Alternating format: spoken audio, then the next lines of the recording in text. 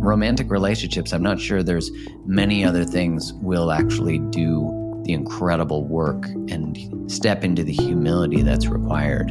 But for love, we almost always are. Then your relationship is not a place you have to be. It's a place you choose to be. From To Be Magnetic, this is the Expanded Podcast with your host, Lacey Phillips. And your host, Jessica Gill.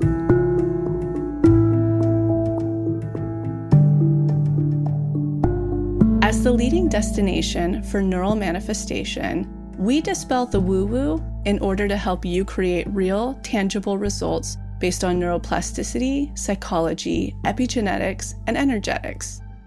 Our goal is to normalize the practice of manifestation and empower you to get into the driver's seat of your life in order to manifest the experiences, relationships, and things that most align with your authenticity.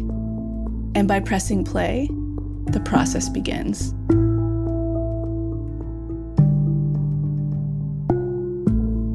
Welcome back, everyone, to another episode of Expanded. Jessica here. I just wanted to share some of the incredible testimonials that have come through of people who have completed the Magnetic Self Challenge. You know, we've been talking about it for a long time on the podcast, and over the past 6 weeks, everyone who has dove in to look at our shadows, look at where we're outsourcing our self-worth, reconnect to our inner magnetic self, face our fears, reconnect to our intuition, has seen such a profound shift. I feel like the last 6 weeks flew by, and at the same time, it feels so long ago because I feel like such a different person on the other side. Way more grounded, way more in my deep, deep, true, authentic confidence. And the manifestations are coming in like crazy. So here are some of the testimonials that really warmed my heart, and I wanted to share with all of you as well. I absolutely love this challenge. I had some small manifestations come through already, but this time it was really about clarity, unblocking, and healing for me. I got so much out of it. Thank you. Every single week of this challenge was amazing, but week 6 was absolutely mind-blowing. The driver's seat prompts really showed me my deepest fear. I gained so much clarity. Thank you so much for this challenge. I love it, and we'll do a second round of it. This work is literally changing my life and how much I freaking love and adore myself. Thank you, TBM, for showing us another way. These DIs are so nurturing and soothing. I always love the challenges for the momentum it gives me to feed off of with the collective energy. And this was such a powerful one. I am obsessed with the driver's seat DI and worst case scenario DI. Best challenge to date. I was ill prepared for how fabulous this challenge would be. I immediately saw a shift when I started. You guys have really done some great things here. Major thanks to all of you. Chef's kiss. So I hope you guys can use some of that as motivation to complete the challenge if you haven't finished yet. And if you're like, what is this? I'm so interested. I kind of want to start. You can jump in today. We're going to leave it open until the fall, so you have plenty of time to complete it and allow it to support you throughout the year. And speaking of support, Lacey and I are going to be going on the Magnetic Self Speaking Tour. We will be connecting with all of you in person in 4 different cities: New York, San Francisco, Vancouver, British Columbia, and Los Angeles. And really the theme of this speaking tour is diving into what our magnetic self truly desires when it comes to love and money. That has been one of the biggest questions we have gotten during, before, and after the challenge. And so we wanted to address it on an even deeper way with this speaking tour. There'll be some new insights, some channeled teachings from Lacey, a brand new deep imagining. You get to meet your accountability buddy. So if you are in one of those cities or any of the surrounding areas, be sure to snag your early bird tickets because they will sell out and then it will go up to full price. We are so excited. It is such a manifestation come true, and I cannot wait to connect with everyone. Speaking of love and money, we have one of our all-time fan favorites on Expanded today, Mark Groves. If you haven't heard of Mark, he is an incredible human connection specialist, speaker, writer, motivator, creator, connector, and collaborator on all things relationships and even the relationships we have with ourselves. And today, Mark is answering all your most pressing questions: how to feel worthy of a relationship in order to be able to accept it, whether or not to relieve a relationship, navigating the energetics of a breakup, how we mirror our wounding in partnerships and those dynamics, the importance of fighting fair, regulating our nervous system, and being good at conflict, and how to reignite our intimacy and sex life where we may have let that go. There is so much in here. I know you guys are going to have a lot to take away, whether you're in partnership, looking for partnership, or just looking to deepen the relationship with yourself. Enjoy. And now, a word from our partners. Not all probiotics are created equal. There are a million different products on the market promising to fix, rebalance, restore, reset your gut microbiome and gut barrier. But how many of them actually do? So many are not grounded in science, and that is why we are such fans of Seed's Daily Symbiotic. They are a 2-in-1 pre and probiotic capsule that actually reaches the gut. They are the most science-backed probiotic on the market. Their team of experts, some of which who even coined the original term probiotic, are rigorous about their research, testing, and the quality assurance of their product. Probiotics are fragile and sensitive to heat, oxygen, light, moisture, which makes it really hard for them to fully get to the part of the digestive tract that they support the most. That's why Seed created the VitaCap. It's their proprietary capsule and capsule delivery system, which helps get 100% of the probiotic strains to the part of the digestive system that impacts it the most, which is why Seed is such an effective probiotic.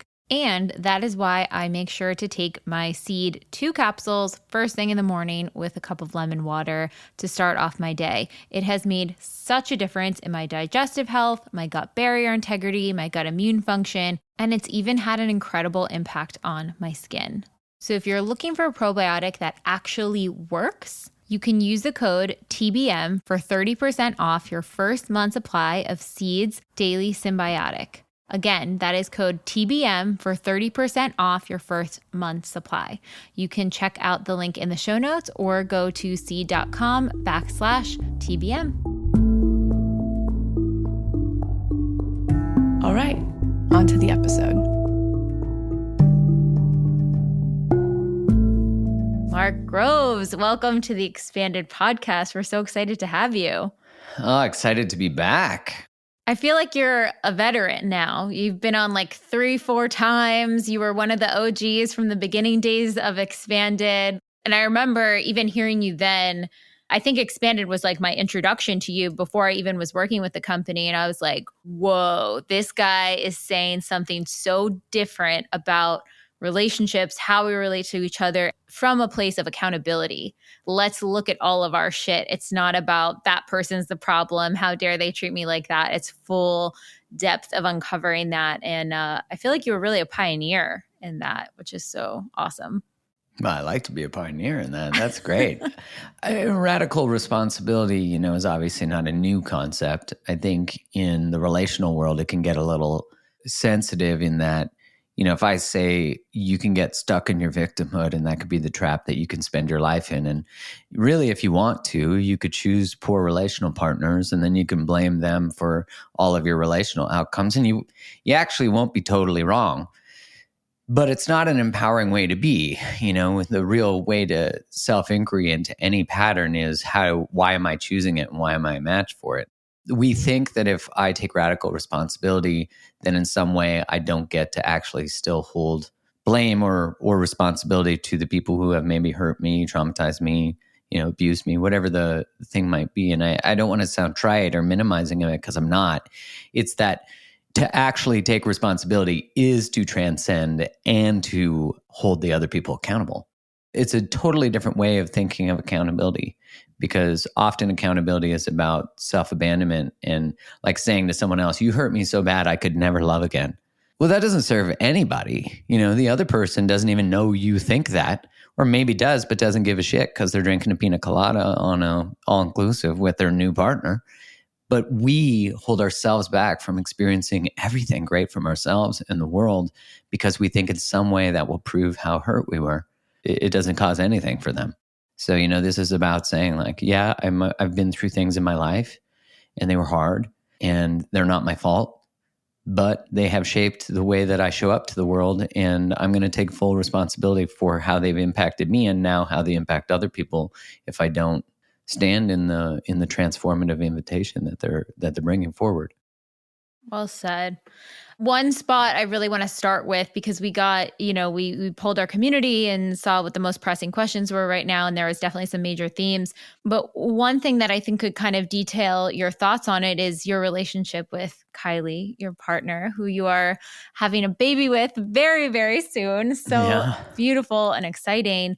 How has over the years your relationship transformed truly from different versions of your relationship to, at one point deciding that for the love of yourselves and for each other to separate, and then coming to the decision after growth that it works for you guys to realign. And now on this next new journey of having a baby, a lot of people are really kind of struggling with this thought of, okay, I'm growing with this partner, but how do I know if this is right, or if I'm settling, or if I'm self-abandoning? What were some of the things that came up for you along that journey?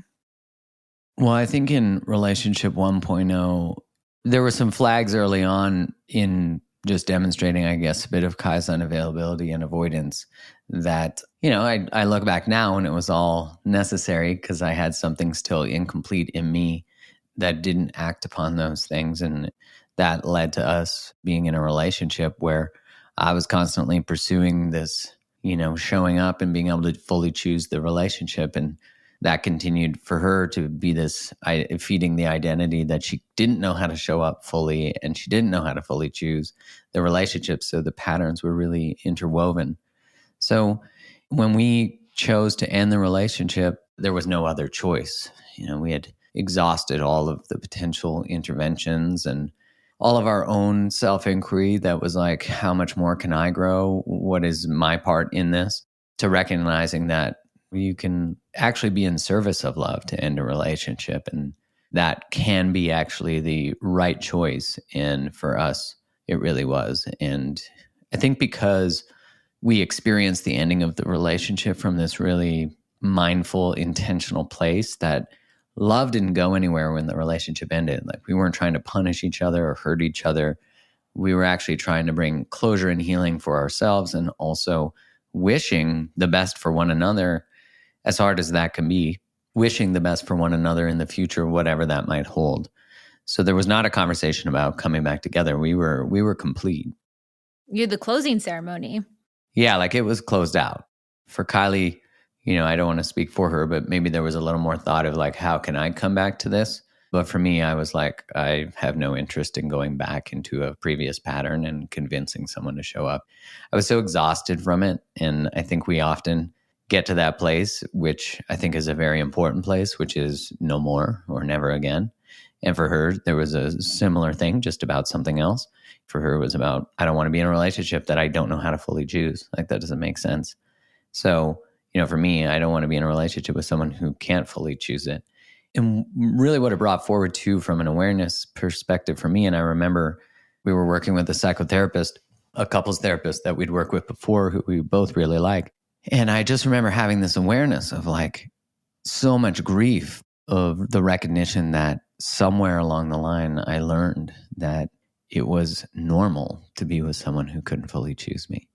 That just brought so much grief when I just sat with how long I had been in relationships like that, and how that pattern had been repeated over time, and how many people tried to love me and show up for me, but I still needed to learn this lesson that I sought to finally be chosen from somebody. And of course, you can't actually fully accept someone's love if you don't believe you're worthy of it. You can't fully accept someone's love if you don't trust love, if you don't trust connection. There's so much healing that happens in the relationship containers if we're willing to step towards it. How did you, from that place of closure, and it sounds like, and I think for anyone out there who's like, I don't know whether to leave, or I don't know if I'm thinking, one of the questions was like, am I just thinking the grass is greener on the other side and I don't want to look at it? How do I know if this isn't my own avoidance? And I think kind of from what you're saying, keep pursuing, keep digging. Like, is there more there? And eventually, like with anything, your kind of soul gets to a point of like, we've exhausted all efforts. This is as far as we can go, taking care of your side of the street, so to speak. And now we have to move into a period of acceptance of, yes, we have this idea of what the relationship is, but what is it actually? Where are we at right now? And is it growing at a pace that feels sustainable to where your personal growth is at too? Yeah, when I work with people who are exploring, should I stay or go? First off, that's such a difficult circumstance to find someone's self in, but it is one that many people will find themselves in throughout their lifetime, and not just with relationships, but with patterns, with choices, with jobs, with many things. And the first thing I always tell people is I actually don't care whether you stay together or not. I can't care, because if I care, then it's not going to be in service of truth. It's going to be in service of my unconscious desire that you stay together. And the reason I probably want you to do that is because I haven't fully processed my own departures. I don't know the value of endings, so I don't want you to experience an ending because I had so much grief. So it becomes the unconscious way we want to shape someone else's choices, which is why when you ask someone around you, your friends, your family, who are going to be impacted by your breakup, they can't give advice generally that is objective because they're already thinking about how it's going to impact them. If you have someone who's in a similar state and they're not sure what to choose, or they're afraid their partner's going to leave them, they're not going to give you advice to leave or stay. They're going to do what is in service of themselves. So the first thing I say is it doesn't really actually matter what you choose. And that doesn't mean I don't want someone to experience, the relationship deepening. It's just that it can't be the only option. Now, the challenge we have relationally, just exploring a subject like that, is it's sensitive, because to leave a relationship is also coupled with the cultural messages that you're a failure. So most of us are afraid to even confront that. We also have witnessed that when relationships end, usually we experience exile from our friendship groups or our families or our religions or any of those and all of those things. The other side is we face judgment. That we left, or we're afraid of commitment, or we didn't know how to go deeper, or whatever the condescending hierarchy that we've created that shames endings, which I think has a whole other correlation to it, which is we don't know how to actually even explore mortality and death. So that's a big death, but these are little deaths that we experience in our lives. So there's that aspect that we have to look at how our identity or how we like to be seen is actually shaping what we're choosing. I think on a lot of levels, you have to exhaust your own self-exploration and what is yours here, as you were saying. The other side too is that, if one person is feeling disconnected in a relationship, then usually the other person is too. It's just that one person is bringing it forward, or one person's definition of connection is maybe lighter than the other person's. Or someone's definition of happiness in a relationship is different than another person's. These are all really important things. And even if you're not sure if you should stay or go, if you end up leaving and then you realize you shouldn't have left, you wouldn't have known that had you not left. So then you recognize the value of what you were holding, but you can also, by leaving, recognize the weight of what you're holding. This is why there's no wrong decision, because at the end of the day, you're always informed by whatever you choose. So, there's a lot to be open to exploring in that. But what liberates couples is actually recognizing that endings are always possible, regardless of whether we accept that or admit that. It's true. But what happens is that when you recognize that your partner can leave you in any moment, you recognize that they're choosing to be with you. And so it really deepens the value of the choice. Then your relationship is not a place you have to be. It's a place you choose to be. And so much of what we've been taught about commitment is that commitment means the absence of ever not choosing that thing again. But how is that liberating? How is that love? How's that unconditional love? We're so terrified that love ends when the relationship ends, which has been shown to us through what we've witnessed in people's relational endings, that we are so terrified of that severance, that ending, that we stay in things that are often not in service of our growth. I've been thinking a lot about this very simple thought. How is you coming fully alive, fully embodied, fully in your power, fully in your voice, fully in your passions, fully in your purpose? How is that not in service of love in your relationship?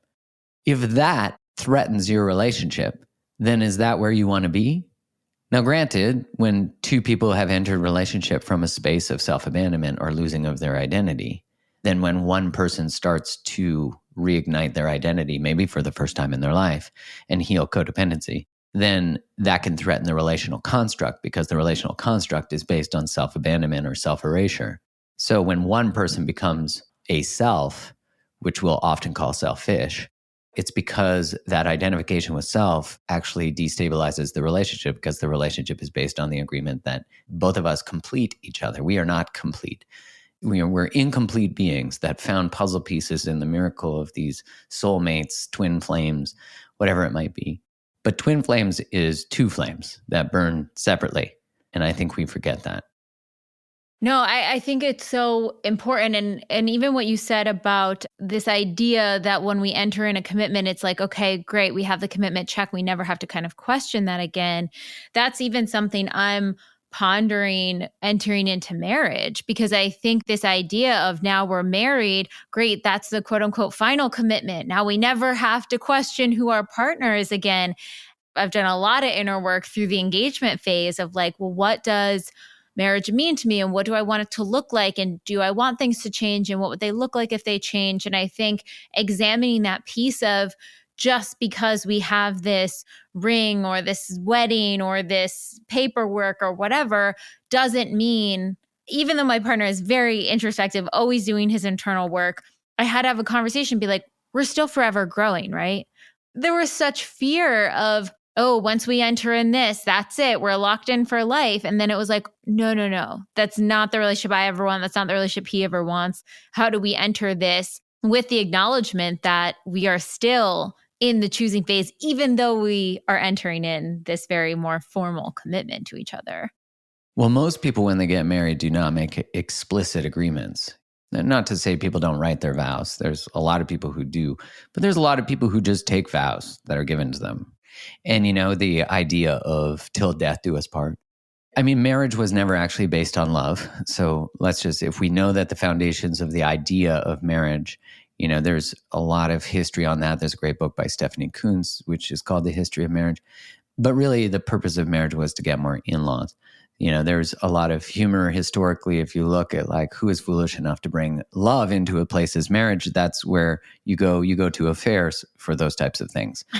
So our relational structures that we inherited were not about holding together a really expansive, deep relationship. They were about holding containers to be able to grow a family and to get more in-laws ultimately, to marry someone from the tribe next to you, to marry someone from the royal family that you're also part of, So you see, when you look historically, they were also ways of creating and maintaining social hierarchy. Rich people marry rich people, poor people are not allowed to marry up, etc.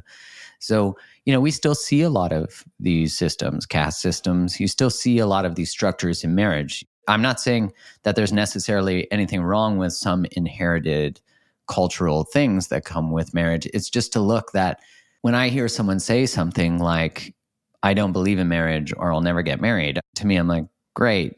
But are you not wanting to enter a relationship because the definition you were shown is not what you like? So you avoid the thing instead of actually just creating what you want. Words are really just definitions that you and I agree upon. But if I say the word tree, you might be like, oh, that's a pine tree. And in my head, it might be a Douglas fir. And so when I say marriage, one person thinks, fuck, my parents cheated on each other. They were total pricks to one another. Devastating divorce. Unbelievable. I don't want anything to do with that. Are you describing my childhood here? Right. Well, and then someone else, if I say marriage, they think about their parents and their parents had a really beautiful, deep, loving connection, right? Yeah. So we both are shaped by our experiences to the definition of the word. But the problem with divorce isn't marriage. The problem with divorce is that it's from unhealthy relating.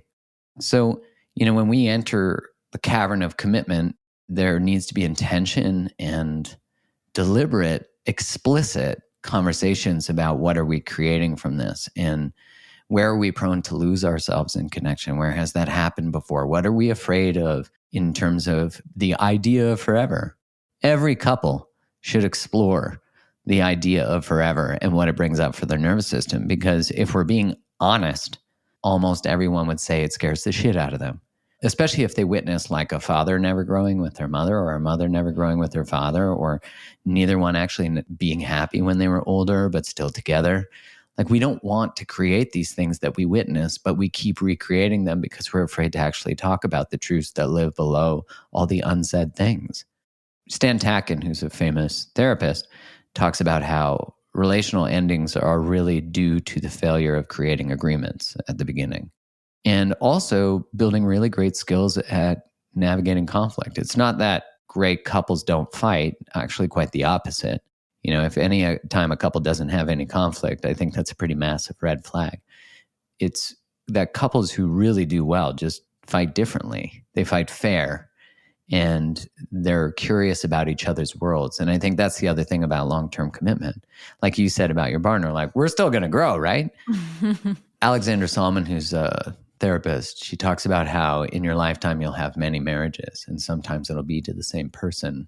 And I love that, this idea that the person you're in relationship with as friends, if I always look at you as staying the same and there's nothing new to learn about you, it's such a failure of our relationship, But if I look at my partner always thinking they're such a mystery and they're changing all the time, and it is actually my work, my pleasure, my honor to discover those changes, the way their thoughts are evolving.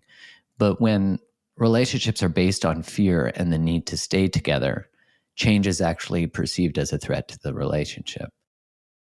How in conflict resolution and in getting to argue better, which I completely agree with, you have to build the foundation of understanding how to navigate conflict, because we're bringing both of the traumas in at the same time, oftentimes mirroring each other. One person's, trigger point is exact opposite of the others, and they're, pressing on the buttons of each other. I guess, how did you start to pull apart, these are my wounds, these are my patterns, these are my hot word buttons, so to speak, and how do you create space for when you're both in that space? And I really think the nervous system, you and Kylie have a course that really touches in on a lot of this stuff, and we'll link it in the show notes. But I loved how in the course work you had why regulating the nervous system is so important into these interactions, because how can you even think clearly or process what the other person's saying if your prefrontal cortex is offline? Right? Like, how are we supposed to problem solve when the very part of our brain that is in charge of problem solving is not even there? It's there, it's taking up literal space, but it's it might as well it has a vacancy sign, on the front. Too busy fighting right now, can't perfuse blood to this section. First off, dating and relating are really the greatest, in my opinion, the greatest invitation to our own evolution. When you think about someone like Maslow, who talks about the purpose of life is to find self-actualization. I think if you look at most philosophers or most people in general, our desire, I think when maybe we meet it, is to become the best version of ourselves. And it is through the challenges we have in life that we're actually informed of where we're not yet healed or not yet expanded in the best possible way.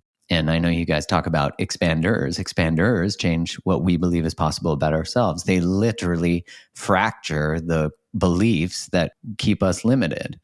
And by surrounding yourselves with people like that, who fight fair, who you like how they model behavior, relating, life, you actually start to just adopt those beliefs. Like, what a great thing. What a great thing to witness the behaviors that create the type of life that we want. In the context of the nervous system, if the way that you learned how to relate was from your parents, which is pretty much everybody, then you'll essentially inherit their nervous system responses too. So when we're in conflict and we are finding ourselves really reactive or shutting down or getting really angry, it's usually a response that's predetermined, that we inherited, that we witnessed. And so it is by learning new behaviors and creating more space in the nervous system for different options. In nervous system language, they would say your window of tolerance, your ability to be still in your body when you're in conflict. Well, most of us are not taught how to do any of that. So this work, the work that you guys do, the work that I do, it's about bringing more awareness to the patterns. Then it's about saying, now that I'm aware of it, I can now witness it when it's in action. And then I can also decide, what do I actually want to create? So, All the things that we do in relationship, in conflict, that are not constructive or conducive to deeper connection are actually done in service of protecting us. So that's the kind of wild thing, and as you said, the person that you choose is usually the perfect match for your greatest trigger. That's a mind fuck. I think that is like, how they say that when the Buddha finally woke up, he just started laughing. I think that's true. When we wake up, we just start laughing because you're like, oh my God, what a cosmic jokester God is, or the universe is, that it's bringing me the exact thing I've been trying to avoid and don't desire, but yet I'm attracted to that. That's wild. But it's because it's in service of healing. And so when we could see that our shit brings up our partner shit and their shit brings up ours, it's not just one way, then we can actually say, well, these are the things that we're most afraid of experiencing. And because we're in the container of sacred connection, they're actually being brought forward. That means I trust you enough to bring the most delicate things and the most vulnerable things. And if we can actually create an agreement about being delicate with those things, but also demanding and inviting, demanding, I mean, in a good way, that we heal. Did you ever do, I don't want to say like necessarily trauma mapping, but say like, okay, these are my things that I tend to bring up often in relationship. Like, this is a role I tend to play. I'm really afraid of playing this role. I'm really afraid of repeating this behavior. Do you set an intentional conversation where you're like, these are the things that are coming up? Both my partner and I do internal family systems therapist with our therapist. And so now we started introducing this idea of like these parts and these archetypes. So now we're able to be like, oh, your really defensive part's coming up. That's kind of talking like a teenager. Got it. I see it. And we're starting to create moments of empathy instead of, immediately reacting to that. We're like, oh, they're in pain. They're operating from that part right now. How can I help them without abandoning myself and navigating that dance of it all? But did you guys I'm even thinking like, should we make a chart with all of these parts that come up? Like, do you Right. do you have a dedicated space somewhere where you can acknowledge all of that? Yeah, I mean, I've done so much personal work. I've done the parts work. I've done the gestalts, all the things. Yeah, I mean, I think, so my course on dating, it looks at what is the standard pattern that you sort of inherited, that you find yourself in relationship with most often, but it helps identify a few. And then what would you like to create? Like, how would you like to change that pattern? How do we bring in knowledge about the nervous system and what's coming up for you? So in real time, as you're experiencing dysregulation, that you're able to be with it, sit with it, allow it to move through you.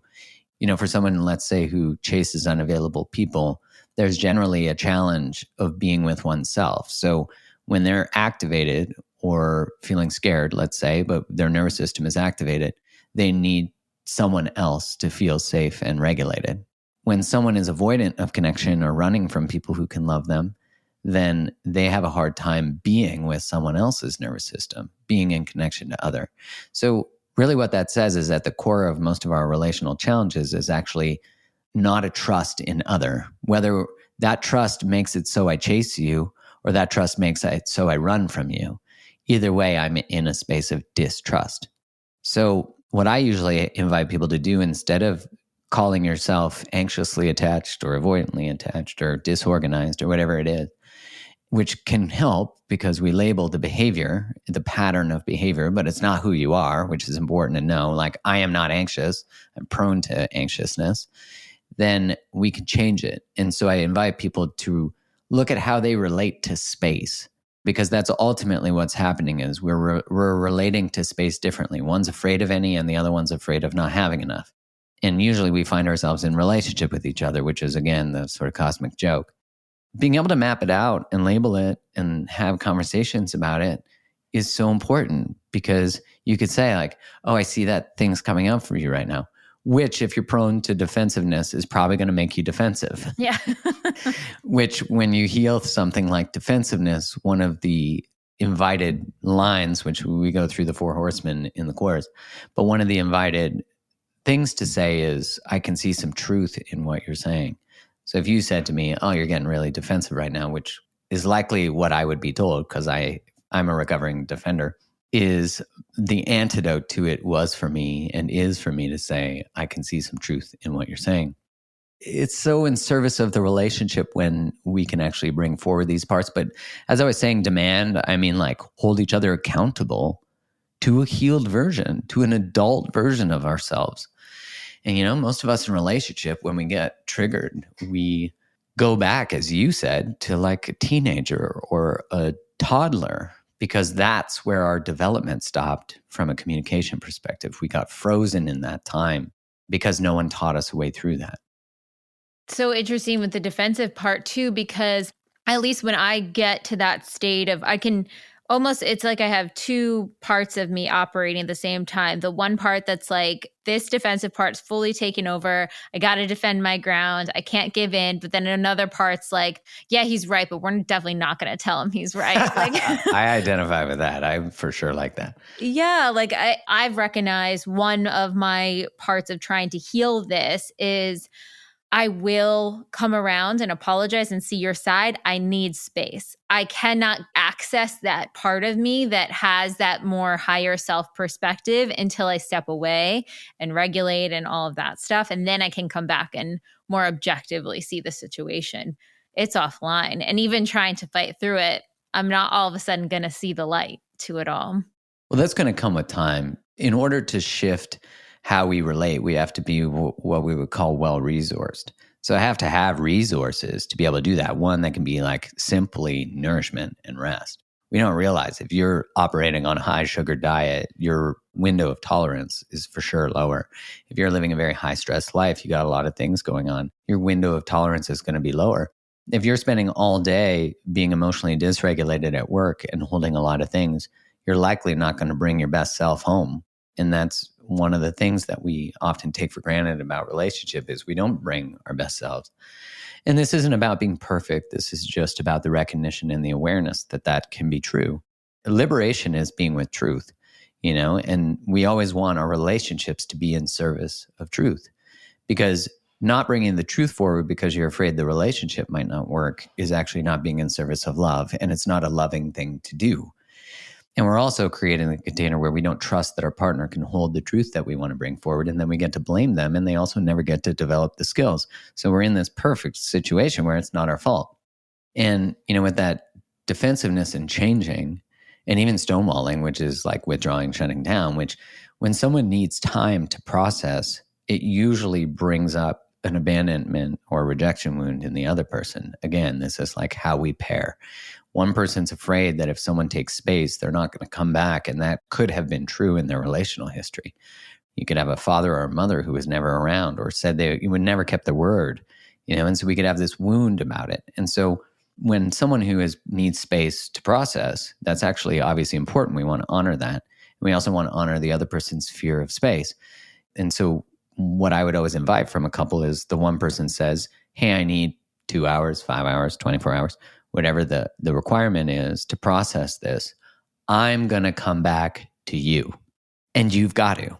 And you can't take longer than 24 hours because that's just not fair. So what happens there is there's a repair on the other side. And for the other person, they're learning that they get to advocate for themselves and take the time to regulate, to sit with themselves, and then to come back into connection. Yeah, I think it's interesting. And even when you're describing the abandonment piece, I'm like, okay, no, like he doesn't really feel anxious in abandonment. But the one thing when I get defensive and if I need space, I think it's less than, and now I'm just outing my partner's dynamic here, but I think it's helpful. He's less afraid of the abandonment of it and more afraid that I will not come back to repair. And the repair is so vital to him and his process and healing. And so it's so important to have accountability and sincerity and depth in repair. And so it's like that little piece of, okay, I don't want to let this go because I'm scared the window for repair will slip away from us. And so now I'm like, oh, I can just let him know I'm coming back for repair. I got you. Well, and you can also ask, what do you need to know or hear before I ever take space? Like, I'm not going anywhere. I love you. There is a responsibility here from me. I just need to process it. I don't want to just apologize and it be in service of your need. I'm going to get clear on what I'm sorry for or what I need to take responsibility for. And I would also be curious to explore, like, what does he get by getting the apology quickly or the repair? Not to say that there's anything he's sourcing, but he might be sourcing something from that demand or need. It's a beautiful dance, though. Like for me, when Kai repairs, that feels still very foreign to me as an experience. My instant unconscious child behavior is to think everything's my fault, or like it's all my responsibility, or they're not happy with me. And so when someone takes responsibility from the other side, I'm like, oh, this feels so nice. I didn't even know this could exist. And it's so healing. It's so healing. That's why I love it. Romantic relationships, I'm not sure there's many other things will actually do the incredible work and step into the humility that's required. I'm not sure there's many other spaces of our life that we're willing to do that. But for love, we almost always are. Not always, but most of the time.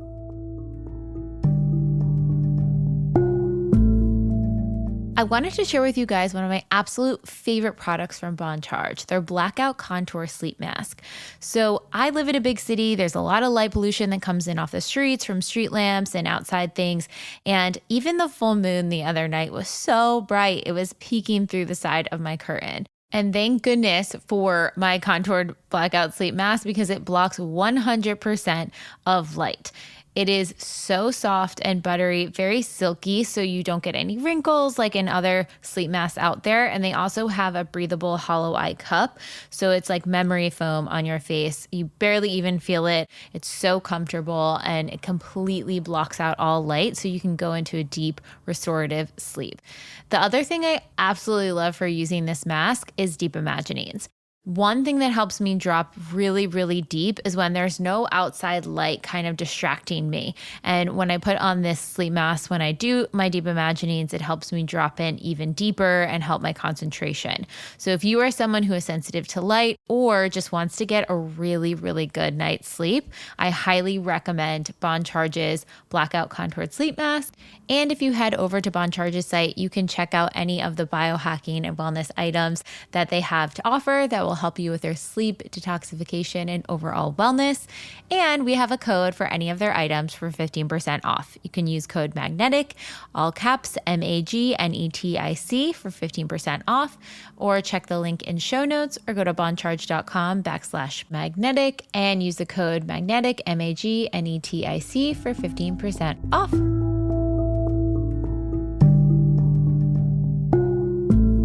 Pivoting a little bit, one question we got a lot was people in relationship disconnecting from their intimacy or disconnecting from their sexual life, or people who have been married 20, 30, 40, 50 years. They're like, how do I even go about bringing this back? How do I integrate this part? And especially if you have two people in relationship who are doing their own internal work, who are very self-aware and pulling back the layers, there's a lot of softness to feel safe within that. And that softness and comfort, like Esther Perel always talks about, doesn't have the sort of novelty and nuance and polarization of sexual intimacy. So doesn't have the ravaging, yeah, we're going to hump it out kind of feeling. Yeah. How do you navigate that? What tips would you have for people and other people you've talked to in your community who are experiencing this? Well, first, I'd say that any challenges intimately are usually challenges relationally.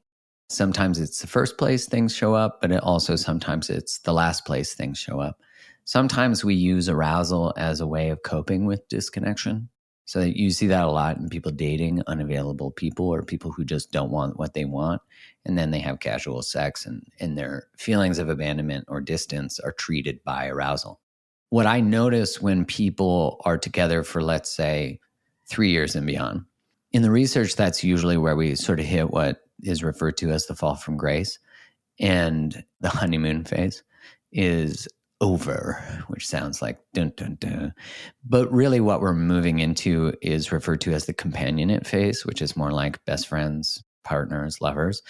Now, what I believe occurs there, though, is that we're waking up to the fact that we've forgotten about ourselves, too. So we don't want to hump somebody who we blame for losing ourselves. So if I think unconsciously that I can't have needs or wants or desires or dreams or any of those things altogether, even in relationship, then you see people forget about themselves all the time in a relationship. You see when someone gets out of a relationship, all of a sudden they're going back to school, they're going on a trip, they're doing everything they wanted to do that they should have been doing in relationship. And that's why we want to bring all of ourselves alive in relationship. That's actually in service of the relationship. So a lot of time what shows up intimately is the resentment and contempt for the loss of self. So when we re-individuate, when we start to step into our passions and our dreams and our desires, and that can be from an intimate perspective too, and we start to develop a self and express needs and wants and have boundaries.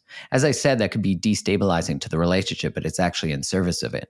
You know, if you've ever had someone lay a boundary with you, whether you're dating them or in a relationship with you, there's always a part of you that's like, this is kind of hot. Like, you know, when the first time someone's like, no, actually that doesn't work for me. Or that's bullshit. I don't appreciate that. We're kind of like, woo, all right, light a candle, get some Barry Manilow on. Like, let's do this. That creates that tension. And I like to think of it as sort of a benevolent tension, because it's this tension where two solitudes are actually bumping up against one another. And it's actually in how do we navigate life where I honor you being you and you honor me being me. And together we create an entity, which is the relationship that's separate from self. Let's take this another step further, though. I once got this message from a woman, and she said to me, my partner and I are incredible. He's everything I've wanted. He's a great communicator. We have great dialogue. Our relationship's really good, but there's a problem. Like, I just don't find that there's tension or attraction in the bedroom. And I said, well, have you ever had tension and attraction? She's like, yeah, when we first started dating, and, you know, all the sort of standard answers that you get from somebody. And I was like, okay, so you've had it, which means that you can get it back. And then I asked, is there anywhere you hold back telling the truth? No. Like, we have great communication and it's exceptional and blah, blah, blah. And I said, okay, when you're intimate, do you tell him what feels good and what doesn't, and how to best, you know, operate the machinery? And she was like, no, I don't tell him completely. And I said, why? Well, I'm afraid that if I tell him, like, let's say he's performing cunnilingus on her, and he's not doing it in a way that is in best, you know, feels best or whatever, I'm afraid that if I tell him, it's going to hurt his feelings. And I was like, ding, ding, ding. You're hiding what you need in order to protect his feelings. Nothing kills attraction more than that. You know, there's a great book called No More Mr. Nice Guy, and it's by a psychologist named Robert Glover. And he talks about how, and whether you identify as being too nice on whether, no matter your gender, it's a pattern, right? It's a fawning response. And what he says is that nice guys are actually anything but nice. Their kindness is contrived. It's a manipulative strategy. When we don't tell someone the truth, even in that space of intimacy, and we hide our needs and our wants, which most of us are conditioned to do, most women are conditioned to do, especially because there were and still has been consequences to having boundaries and expression in the bedroom. So all of that needs to be brought forward as explicitly true. Maybe in the past, expressing your needs or desires or wants, or telling a partner that you need something done differently or in a different way that feels better, was actually met with an unkind response or a reaction, defensiveness, you know, because a lot of men have been taught that their value is in their sexual performance. So God forbid someone say, that doesn't actually feel good. And it's like, oh my God, my whole identity is completely dissolved in this. Tell me it feels good. I'm going to do what I want. Wait, I'm going to make this about me. So we have to bring forward all of the things that have conditioned us and made it so why I can't show that. This isn't about shaming that woman for not telling the feelings or the truth of what she needed. It's about her and her partner bringing forward all the things that are getting in the way of them actually being in service of connection, intimacy, and love in the bedroom, where they both feel liberated to be themselves, not imprisoned by each other's fear of reaction or feelings or whatever. And so that pattern that is so subtle, that started with just a message to me, that then had this, oh my God, like, holy shit, I can't believe I do that. I'm going to tell him immediately that I've been doing this and it's not fair to him. And then they're liberated. And so for people who are exploring, maybe they've been married 20 years, a lot of the times what gets in the way of intimacy is unresolved and undiscussed stuff. If you have 20 years where you haven't been proactive about communication and healing and repair, you're not going to want to be intimate together because there's not deep psychological safety. In order for the body to surrender, no matter your gender, especially female though, it requires an opening.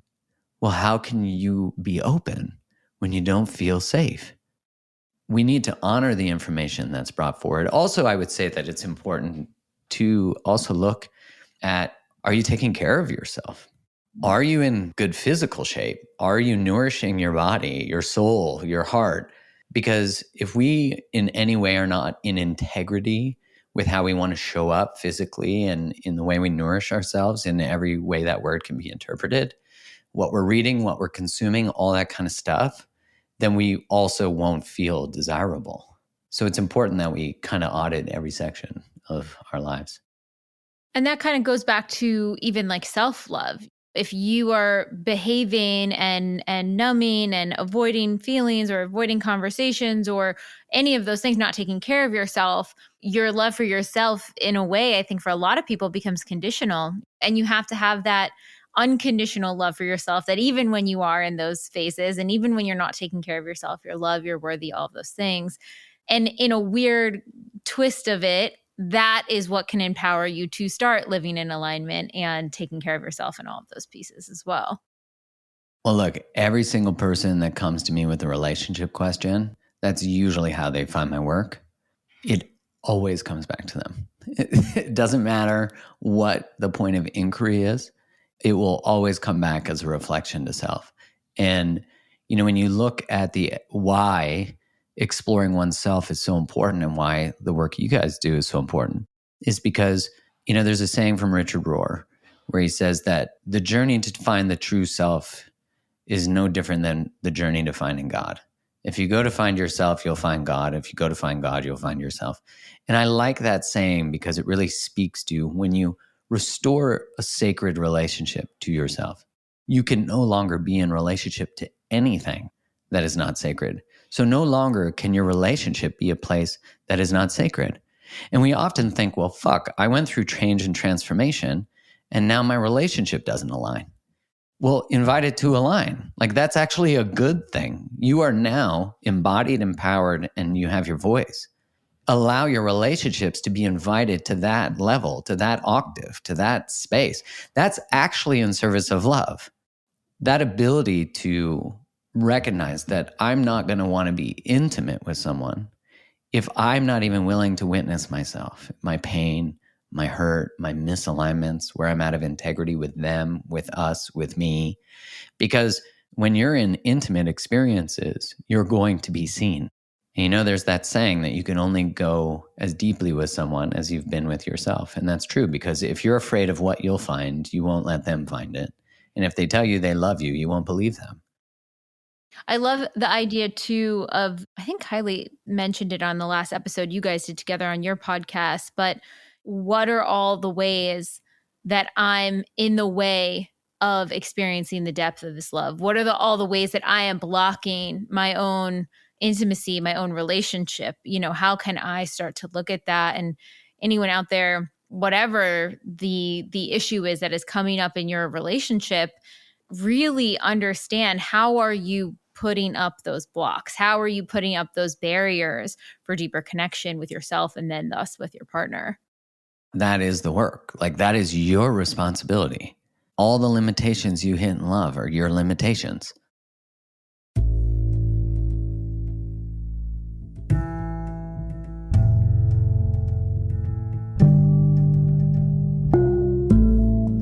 There's so many people out there settling for unfulfilling relationships, or people who are stuck in toxic jobs, living in places and spaces that don't inspire them, and especially people who feel like they'll never be able to afford the things and the life that they truly desire. How do I know that? because it was me before I discovered that manifestation is actually a totally viable, scientifically proven method of creating the life you want.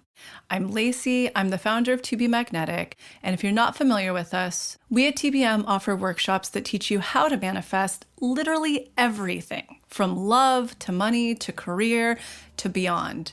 Our courses are the most effective manifestation method on the market, and that's because of a secret that I discovered years ago about manifestation, which is you do not manifest from your thoughts. You manifest from your subconscious beliefs.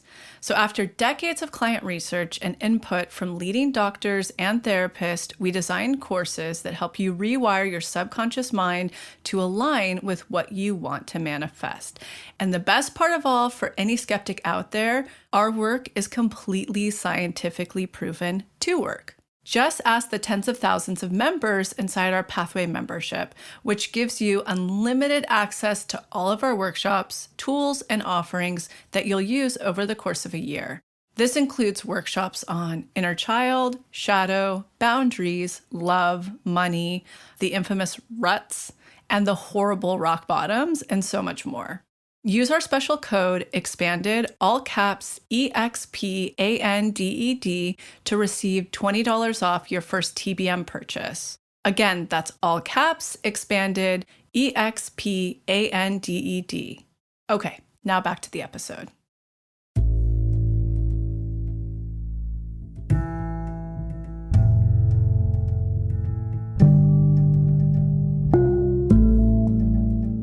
Okay, so going into the phase in which you guys got back together, I think for a lot of people on the outside, I already see the person who's settling for someone who's not in alignment, who's like, okay, well, if we break up, then we can get back together just like them. Yeah. But I really want them to hear, even especially from your end in the beginning, was like, you really made peace with that ending. You felt the heartbreak, you processed the emotions, you looked at what you had to look at as that part.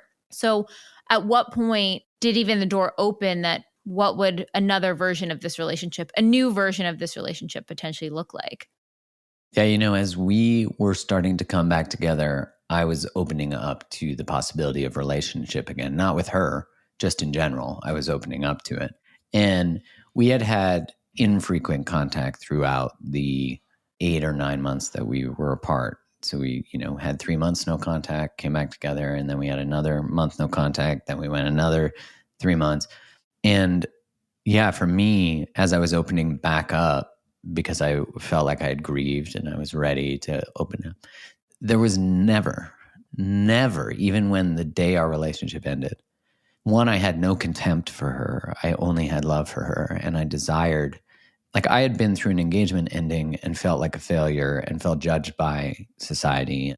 And so the most important thing in our ending was that she knew that, because I had been her. And my most important thing in our ending is I actually really understood where she was coming from. And I actually recognized that the most loving thing she could do was choose the thing that was most aligned for her. And that was actually in service of us. There was never a doubt in my mind that I would create an amazing relationship, whether it was with her or not. I just knew, I was like, well, I know that I'm going to have an amazing relationship because the next person I meet, I now have all this new knowledge. I've ended this pattern that has been plaguing me for so long that for some reason I liked the immense suffering it brought, but I was done with that. And so I never questioned because I knew that I was part of the equation that created it. And so I knew that I would be able to do that with a willing co-conspirator. When we came back together and were opening the door to exploring a container, there was very much like I could sense old parts of me that just wanted to enter commitment right away. All these ways that we think that we create security, but really what we're trying to source, which I think this is an important experience for people to understand, is we often try to support our needs with wants. So if I need to feel a sense of security, I'll want to get more clarity on the relationship status, or I'll want them to post a picture about me. But really deeply down, I just want to know that I'm safe and we're choosing each other. And it doesn't mean there's anything wrong with desiring relational status clarity. It's just like, why am I doing it? Like if I drop an L-bomb, maybe they'll stay. And so one thing that we really made explicit were these little things that were coming up for us. And one thing that she said to me at the beginning that I needed to hear was, I choose this fully now and I'm not going anywhere. And that was so important for me because I said to her, like, I actually don't trust you. Like, I don't trust you because you've told me all these things. I've heard this stuff. It's going to take time to rebuild this trust. And she didn't get defensive. She was like, you're right, 100% right. And I totally understand that. This is my commitment to you now. The dating process, no matter how we're entering it, can be so powerful in terms of healing, especially when we continue to stay in the space of discernment, which is that I'm actually constantly saying to myself, is this actually a good fit for me? Is this in service of what I want to create? And for both of us, the commitment we had to remind ourselves of constantly was, is us being together in service of love truly? Is it in service of truth? And we were both ready for it to not be. And there were moments where we're like, is this? Okay, yeah, we can move through this. Definitely. And I think one piece I really want to highlight for people too is, it's not just the words she said, it was the actions that followed them up. And it was the continual check-in with yourself. Is this still correct? You're not settling because you said this one thing and then there was no actions behind it, or the person didn't actually change, or they didn't mean it and they reverted back to the same pattern again. Because you were taking that discernment, because you were taking a look at it constantly, you were able to check in real time. No, this is serving us. This is serving us. It's a continuous check-in. And I think for anyone at any level of relationship, that almost needs to be the case. You constantly have to be at that level of inquiry, and not in a, I don't trust you, like I'm really sussing you out, in a, we're in pursuit of love, the ultimate love for ourselves, for each other, for this bigger container of it. And we can't get there if we're just letting these behaviors and these old things and these old patterns resurface. Well, yeah, that invitation to constant inquiry often feels scary for people because the answer they might get is no, it's not aligned, or it's not. But that truth exists whether you own it or not. It's just if you don't own it, it's going to feed your addictions and your distractions. So, there's a saying that I love from a spiritual teacher named Gangaji, where she talks about how you need to get sober from everything that pulls you away from who you are. When we can just sit with the truth, is this relationship in service of what I want to create in the world and who I want to become and be? And if the answer is no, it doesn't mean you have to leave. It means you have to contribute to or design the relationship in a way that does. And if that's not possible, then you can leave. And that might be your answer. But if you're afraid of hearing the answer because you're asking the question, you're avoiding it because you know the answer. And what I want people to experience is that what is in service of you is actually listening, because the answer itself doesn't mean immediate action. Sometimes it does, but it means that you have to take responsibility for your life and what you want to create in your relationships. It's not just going to come. It's not just going to fall on your lap. You have to be a co-creator with it. And relationships require effort. Really good relationships are more expansive than they are challenging. But what is it in the universe that creates all growth? It's stress. It is. It's tension. And relationships, as they grow and deepen, require us to go to the edges of what we know. And that means we're kind of walking through the dark. And that's both terrifying and a gift, because it means we've never been there before. And that's really how I feel about my relationship with Kai now, especially as we're about to become parents. But even in the relationship, so much of it is foreign to me because I've not witnessed it in action. I've not necessarily read about it explicitly in books, only maybe from a spiritual perspective, but not from a relational perspective. So if you find yourself in a space where that you don't know the answer, then that's actually really beautiful, because it means you're about to create something that has never existed. And that might be on the other side of leaving a relationship too. And I'm also thinking for people who wrote in who were like, I've been single for X amount of years, I've been doing the work, where's my person, et cetera, exact same principle. Where are you blocking the intimacy and connection with your fullest version of self? Are you your fullest version of self? Are you even open to connecting your fullest version of self with someone else? I think the longer someone seems to be outside of a partnership, they feel like they've somehow pushed them back and they've lost some magic touch, and the fear builds and builds and builds. I've seen this even with my mom. It's that reminder that you're in that constant dance. Like you need to be looking at yourself and the intimacy relationship with yourself. And just because you haven't been in a relationship for a long time doesn't mean you are any further behind or ahead than someone who's been navigating this within relationship either. Yeah, such a great point. And hi to your mom, if she's listening, Yeah. to find that space with such grace, because a lot of us use standards as walls. A lot of us say, oh, I just can't find someone. Oh, there's so few people who are like that. Well, you're not looking for thousands. You're looking for one, and maybe you're looking for more. But, it's like we would rather be right than happy. And that's an unfortunate human trait, but we have, till we're conscious of it, a bias to only take in information that validates our beliefs. And I think, if we just audit ourselves and say, am I actually using standards as a way of not getting close to people? Do I find myself running? Is there a pattern that I seem to be moving away from people who are trying to love me? Am I drawn to people who are unhealthy and toxic dynamics? Because then, what you might call chemistry is actually wounding. And part of the dating process is learning to relate in a healthy way to reliability. When we've experienced unreliability, that can actually be miscoded as love. And the chaos of our nervous system creates this heightened tension that then gets resolved with arousal and attraction. And so we have to sit in this space of redefining what love means. And, what I've discovered over time is that there's literally nothing sexier than someone who can show up and keeps their word. Like there's nothing sexier than someone who has the humility and vulnerability and courage to take responsibility. And, if you look at the research, the people who are true relationship masters, much like your partner desires and you desire, they don't leave each other in pain. They repair. And that ability to recognize that sometimes maybe we're still hanging out in circles that don't have our match. Like we're still maybe living from values that aren't fully aligned. And listen, humans are masters of avoidance. We're masters of pathologizing what we do and making it not about us. We're good at it. But if we could say, I'm actually open to love and I'm open to being wrong, I'm going to just make my way through the world for the next bit, believing that miracles happen, that people show up, that it's possible, that my match is out there, and I'm going to drop my wall a little bit.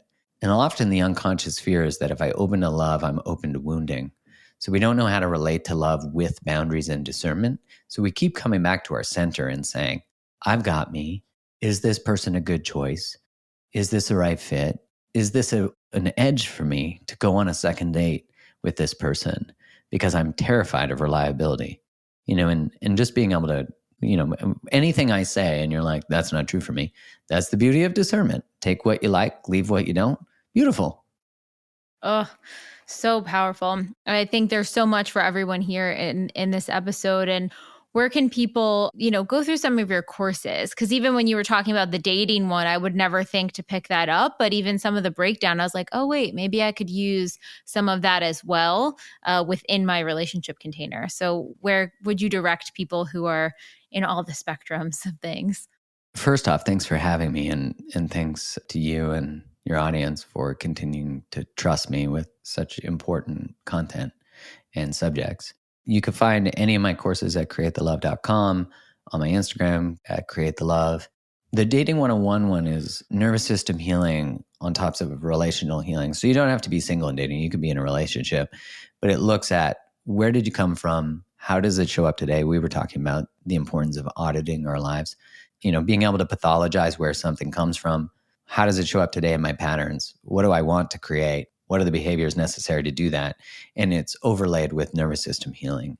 I mean, it's an incredible course. It was one of my favorites to create. My breakup course is really incredible too. It's like taking people from the place of heartbreak and saying, never again. Because I've witnessed through my own breakups that they were actually some of the most transformative portals and windows because there's enough hurt that we're willing to change patterns and behaviors.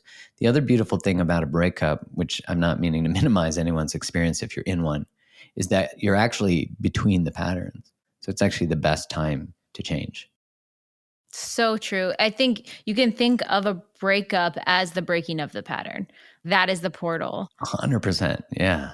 So exciting. There's definitely people in that. It's a transitional period. We've got a few write-ins who are like, oh my God, this hurts like hell, but I know something beautiful is on the other side. That's the best light to hold on to, the knowing, even though you don't know how you're going to get there, but just the knowing that if you are present with the grief, it will, as they talk about in the language of alchemy, it will cook you. You know, there's a great saying that the transformational process doesn't give a shit about the alchemist. It just cares that you become everything that the material is demanding of you. So beautiful. And then what about the course that you have with Kylie? And then you have other like attachment ones too, I was noticing. Yeah, I have an attachment course with Sylvia Kakashian, who's an expert in attachment. She's incredible. I have a course with Terry Cole, who's an expert in codependency. Love her, yeah. Terry Cole's the best.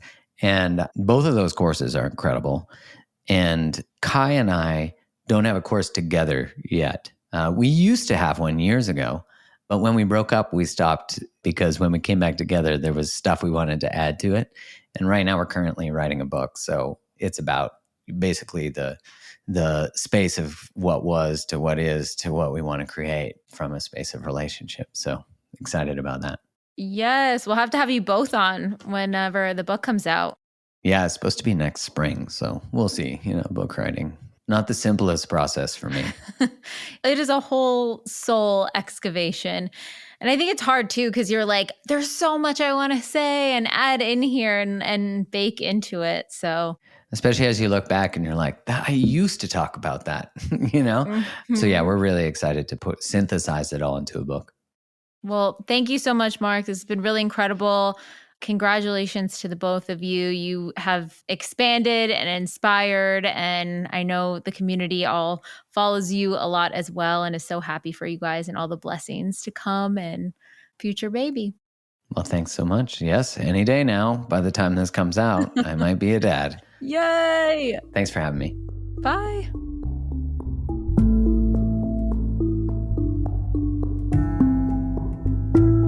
I hope you all enjoyed that episode as much as we did. And if you're starting to get a feel for this to be magnetic manifestation process, but aren't completely sold yet, let me point you to some of our free offerings. You can check out the expanded podcast episode called How to Manifest Anything You Desire, where Lacey, the founder, and I break down exactly what this process is all about. You can check out the Motivation, which is our testimonial library with thousands of testimonials of people who have manifested wild things using this process. And right now we have our Magnetic Self Challenge going on. It is not too late to join. You can start living as your most confident self in just 6 weeks. Sign up anytime and walk through step by step as we reconnect you with your high self-worth, your intuition, and face your fears to become a completely upgraded version of self in 6 weeks. Enjoy. We'll see you next week.